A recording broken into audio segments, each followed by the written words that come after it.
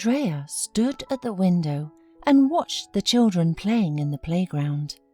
She had long dreamed of having her own children, but after 8 years of living with the man to whom she had devoted her best years, Andrea realized that he was a real scoundrel. Victor was often absent from home under the pretext of long business trips, constantly telling Andrea that as soon as he earned a lot of money, they immediately get married and think about having a child. But these words were just empty promises. The epiphany came unexpectedly. An unknown woman called and revealed that she had been Victor's real wife for 14 years and was raising his 2 children. Andrea failed to reach her former boyfriend, and he never showed up in her life again. A year passed. Andrea decided it was time to change something in her life. She sold the apartment in the capital, which she inherited from her grandmother, and moved to another city. She bought a new apartment there, and now she was looking for a job that would completely satisfy her. Memories made her heart ache, but Andrea reminded herself that she had decided to start her life all over again and to forget about what had happened before. She was sure that everything would be all right now. Suddenly the doorbell rang, and the woman flinched. She had no idea who it could be, since she didn't know anyone in this city. Andrea quietly went to the door and looked through the peephole. Behind the door stood a young woman with a baby cradle in her hands. Andrea opened the door and stared perplexedly at the stranger. "Here, take him. Thank your husband. Now you bring him up by yourself, and I have to arrange my own life," she shouted, and putting the cradle on the floor, quickly jumped into the elevator. "Listen, there must be some mistake," said Andrea, confusedly into the closing elevator doors, but the woman was already going down. Andrea didn't know what to do. Running down the stairs was stupid. She wouldn't make it in time anyway. Besides, this could all turn out to be some kind of ridiculous joke. She cautiously approached the cradle, opened the curtain and saw the sweet face of a peacefully sleeping baby. Some papers were lying next to the baby, and Andrea, picking up the cradle, returned to her apartment. The first thing she did was to look through the papers. In addition to the baby's documents, she found a note. "Paul, take care of the baby by yourself, along with your crazy wife. I don't need him. I lost a lot by giving birth to him. Next is your responsibility.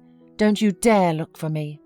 Andrea looked at the baby and wondered what she would do with him next. At first, Andrea thought that fate finally handed her a gift and gave her the opportunity to become a mother. But then she decided that the child has a birth father, and it would be wrong not to even try to find him. She grabbed the phone to call the police, but then, realizing what a way awaited the baby until his father would be found, she decided to try and track him down herself. But first, it was urgent to resolve the issue of his feeding and hygiene. While the baby was asleep, Andrea decided to go to the store to get everything she needed. Fortunately, it was a minute's walk from her home. After she secured the bed with chairs and put pillows and blankets around it, Andrea grabbed her purse and ran out of home. In the store, she quickly threw diapers, bottles and food into a cart and grabbed a few sets of baby clothes and ran to the cash register, praying that they agreed to let her through without queuing. Fortunately, she was able to pay quickly, and she rushed home as fast as she could. When she flew into the apartment, the baby was still asleep, and Andrea calmed down. She quickly made the formula for feeding and left the bottle to cool. Suddenly, The baby started crying and fidgeting unhappily. Andrea smiled as she looked at his unhappy face and immediately changed his diaper and dressed him in new clean clothes. After the boy happily ate, he fell asleep again, and Andrea began to think about how she could find his father. She decided to call the woman who had sold her that apartment. Andrea had never seen her husband, but she remembered that the woman had talked about her intention to divorce him. Andrea determinedly dialed the woman's number. "Barbara, I'm sorry to bother you at this hour, but it's very urgent. Is your husband's name Paul?" "Ex? Well, yes, why do you ask? Are you making plans for a divorced man?" "Then hurry up, or other women will take him quickly," replied Barbara rudely. Andrea tried to justify herself and explain why she needed Barbara's ex-husband, but she wouldn't listen, saying that she was no longer interested in his fate. "Excuse me, but I really need to know his phone number. Could you please give it to me?" "You're really sly," laughed Barbara, "and you seemed so modest on the surface. Do you think he'll be interested in you? Although who knows, he's a cheater. But you won't get his number from me," she shouted angrily and hung up. Andrea froze in shock.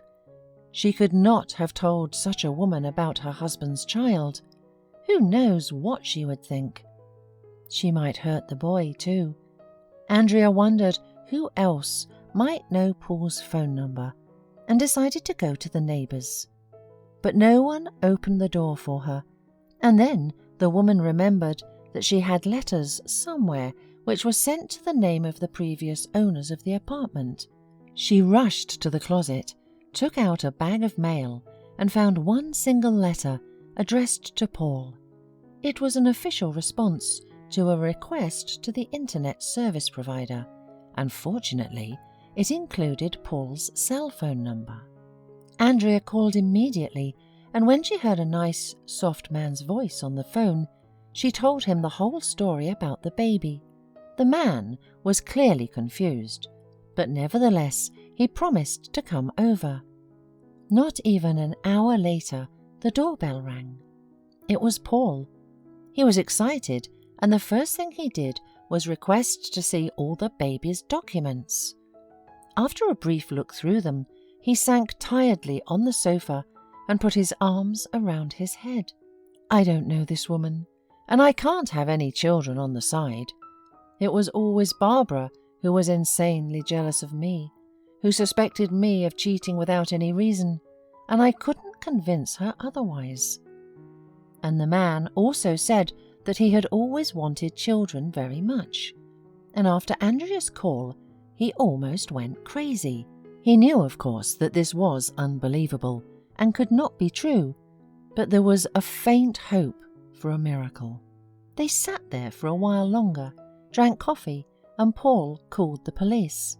When they arrived, the officers took a statement from Andrea and called an ambulance team, which took the baby to the hospital for an examination. Paul stayed a little longer. They had another coffee and then he left too. Andrea became insanely sad. She had managed to get attached to the baby, and most of all, she wanted to hold him now. A couple of days later, she could not stand it and went to the police to see if the baby's father had been found.